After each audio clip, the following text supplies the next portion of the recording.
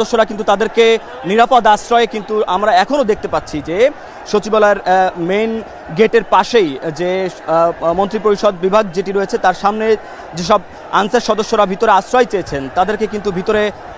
আশ্রয় নিতে আমরা দেখেছি এবং তারা কিন্তু করজোড় করে সেনাবাহিনীর কাছে আশ্রয় চাচ্ছেন এবং তারা কিন্তু ভিতরে আশ্রয় নিয়েছেন। এই মুহূর্তে সচিবালয়ের যে মূল ফটক সেই মূল ফটকের সামনে আমরা ঠিক উপর থেকে দেখতে পাচ্ছি যে সাধারণ ছাত্রছাত্রীরা সেখানে শান্তিপূর্ণ অবস্থান নিয়েছেন। তারা কিন্তু শুরুতেই যখন বিদ্যুৎ ভবনের সামনে অবস্থান করছিলেন তখন কিন্তু আনসার বাহিনীর একটি দল কিন্তু ধেয়ে গিয়েছিল এবং সেখানে সেনাবাহিনী উপস্থিত থেকে কিন্তু দুই পক্ষেরই একটি শান্তিপূর্ণ অবস্থান নিশ্চিত করেছে। এই দুই পক্ষে শান্তিপূর্ণ নিশ্চিতের পরেই কিন্তু আমরা দেখেছি যে গুলিস্তানের যে দিক থেকে যে রাস্তাটি চলে এসেছে সেই রাস্তার যারা অবস্থান করছিল আনসার বাহিনী তারা কিন্তু আবারও ধেয়ে আসে এবং ওই প্রান্ত থেকে কিন্তু সেনাবাহিনী তাদেরকে লাঠিচার্জ করেছে। যে সেনাবাহিনীরা তাদেরকে লাঠিচার্জ করার ফলে কিন্তু তারা আমরা দেখেছি যে সচিবালয়ের মূল ফটক ভেঙেই তারা ভিতরে প্রবেশ করতে চাচ্ছিল এবং তাদেরকে কিন্তু যারা আশ্রয় চেয়েছে তাদেরকে কিন্তু সেনাবাহিনী ভিতরে ঢুকতে দিয়েছে। এবং এখন পর্যন্ত আমরা যেটি দেখলাম উপর থেকে যেটি দেখলাম যে এই আনসার সদস্যদের সাথে কিছু বহিরাগত ছিল এবং এই বহিরাগতদের কিন্তু সেনাবাহিনী থেকে শুরু করে যেসব নিরাপত্তা কর্মীরা এখানে যারা রয়েছেন তারা কিন্তু তাদেরকে বের করে দেওয়ার চেষ্টা করছিল, কিন্তু তারপরেও তারা আনসার বাহিনীর সাথে থেকে কিন্তু আন্দোলন চালিয়ে যাওয়ার চেষ্টা করছিল, তাদেরকে কিন্তু দমানো যাচ্ছিল না। আর এখন যেটি আমরা দেখতে পাচ্ছি যে পুরো সচিবালয়ের সামনে সাধারণ বৈষম্য বিরোধী যেসব ছাত্ররা তারা অবস্থান নিয়েছে তাদের সমন্বয়কের আমরা দেখতে পেয়েছিলাম। এখানে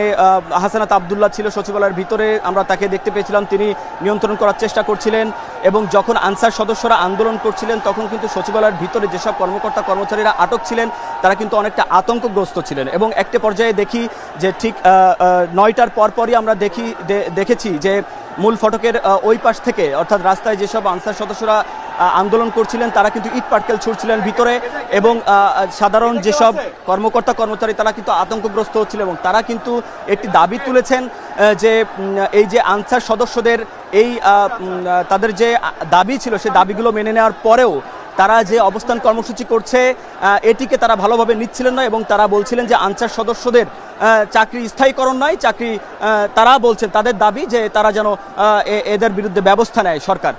সেই বিষয়টি তারা জানিয়েছিলেন। এবং যখন আনসার সদস্যরা কিছুক্ষণ আগে যখন আনসার সদস্যরা মূল ফটক ভেঙে মূল ফটক টপকে অর্থাৎ খুব হুড়োহুড়ির ভিতর দিয়ে ভিতরে প্রবেশ করার চেষ্টা করে তখন কিন্তু সচিবালয়ের কর্মকর্তা কর্মচারী যারা ভিতরে অবস্থান করছিলেন তাদের সংখ্যাও কিন্তু কম নয়, তারা শত শত সরকারি কর্মকর্তা কর্মচারীরা সকাল থেকেই এখান থেকে বের হতে পারেন, তারা কিন্তু ভিতরে অবস্থান করছিলেন। আনসার সদস্যদের উপরে তাদের একটি ক্ষোভ রয়েছে, ফলে তারা যারা ভিতরে মানে সচিবালয়ের ভিতরে প্রবেশ করতে যাচ্ছিল একদম মূল ফটক দিয়ে সচিবালয়ের মূল প্রাঙ্গণের ভিতরে যেসব মন্ত্রণালয়গুলো রয়েছে সেসব জায়গায় যাওয়ার চেষ্টা করছিল, এই সরকারি কর্মকর্তা কর্মচারীরা কিন্তু তাদেরকে বাধা দিয়েছে এবং সেই সাথে সেনাবাহিনীও ছিল, তাদেরকে কিন্তু বেরো করে দিতে সক্ষম হয়েছে। পরবর্তীতে আমরা দেখেছি যে গুলিস্তান অর্থাৎ জিপিও মোড় যেটি রয়েছে ওই দিক দিয়ে তারা কিন্তু বের হয়ে যাওয়ার চেষ্টা করেছেন এবং সেদিক দিয়ে কিন্তু আনসার সদস্যরা বের হয়ে গেছেন। তবে এই মূল ফটকের মধ্যে যারা অবস্থান করেছেন এবং সেনাবাহিনীর কাছে আশ্রয় চেয়েছেন তারা কিন্তু এখনও পর্যন্ত সচিবালয়ের মধ্যে যে মন্ত্রিপরিষদ বিভাগ রয়েছে তার সামনে আমরা দেখেছি তারা শান্তিপূর্ণভাবে অবস্থান মানে বসে আছেন, তাদেরকে সেনাবাহিনী হেফাজতে রেখেছেন। তাদের সংখ্যা খুব কম, তবে আমরা দেখেছি যে এখন দেখছি যে সেনাবাহিনীকে উদ্দেশ্য করে এখানে যেসব ছাত্র জনতা রয়েছে তারা কোনো একটা বিষয় তাদেরকে বলছে যে হয়তোবা এরকমই হবে। আমি কিছুটা যেটি বুঝতে পেরেছি যে তারা থাকার পরেও কেন এই আনসার সদস্যরা দাবি মেনে নেওয়ার পরেও উপদেষ্টাদের পক্ষ থেকে দাবি মেনে নেওয়ার পরেও তারা কেন এদেরকে সরিয়ে দিতে পারেনি, এরকম একটি দাবি ছাত্রদের পক্ষ থেকে আমরা শুনতে পাচ্ছি। এবং আপনাকে একটু জানিয়ে রাখতে চাই যে আজকে সকাল 11:30টার পরে কিন্তু এই আনসার সদস্যরা যেসব আন্দোলনকারী যেসব আনসার সদস্যরা সচিবালয়ের সামনে অবস্থান নেয় এবং এর ফলে সচিবালয়ের যে মূল ফটক রয়েছে মূল ফটক সহ যে মোট 5 থেকে 6টি প্রবেশদ্বার রয়েছে সবগুলো বন্ধ করে দেওয়া হয়েছিল। তারপর থেকে কিন্তু সচিবালয়ের ভিতরে কেউ প্রবেশ করতে পারছিলেন না, কেউ বের হতে পারছিলেন না। তাদের যে দাবিগুলো ছিল মোটা দাগে যে তাদের যে চাকরি স্থায়ীকরণ জাতীয়করণ করতে হবে সেই দাবি এবং আরও একটি মোটা দাগে যে দাবি ছিল যে তাদের যে বাধ্যতামূলক অবৈতনিক ছুটিতে পাঠানো হয় 6 মাস সেই ছুটি কিন্তু স্থগিত করেছে। অর্থাৎ তাদের যে মোটা দাগে যে 2টি দাবি ছিল সেই দাবি কিন্তু মেনে নেওয়ার কথা বলেছে